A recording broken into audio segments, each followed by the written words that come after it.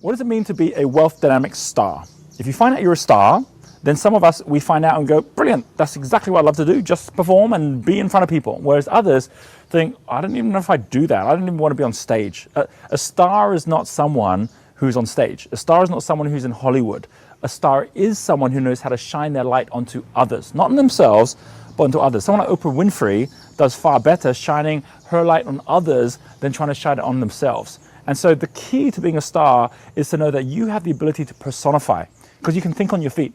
You're someone who can actually not just see through intuitive thinking, newer, interesting ways to do things, but how it relates most effectively to the people who get attracted to you, to your brand.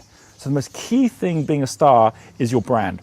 It's about, what do I stand for as a brand such that I can personify other people's products? I don't have to create the products. Oprah Winfrey didn't have to create the products. Martha Stewart doesn't have to create the products. There's a brilliant example of a star, Arnold Schwarzenegger, who's gone through 3 different industries. Never had to create his own products. It was always other people's products where he personified them and he became the symbol. And you'll be in exactly the same no matter what industry you choose to be in, no matter what passion or purpose you have, by actually then connecting with the right people. And the first person a star must have is someone called a deal maker. You see, every story in the Your Life, Your Legacy book is about how a star found a deal maker who then could truly monetize the value of the star in a way that a star never can. And then from the deal maker who's out there making all those connections, which allows the star effectively to be less accessible, because you're going to find that the way you make more money is not by doing more, but actually by doing less and magnify that more. The deal maker allows themselves to be more accessible, and then from that deal maker, the second person you need to find is a lord, who's someone who is on the steel side, making sure all the structures are done. Now, by the way, if you're someone who's listening to this not from the point of view of an enterprise, and you're not thinking about the enterprise prism in the wealth spectrum, but you're actually thinking more about the foundation prism, like, I just got to get started, you're going to find that there are certain things that stars do very well and do very badly within a team.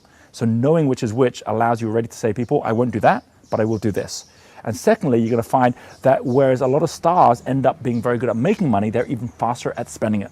So whereas it's kind of okay for some others to read books about how they just have to cut up their credit cards and just count the money, you're never going to do that. Even if you try doing it, it's going to feel like hard work. So the most fundamental key as well is the team you put around yourself, starting the deal maker and the Lord, or others around that area that allow you to be who you're meant to be and to step into your flame.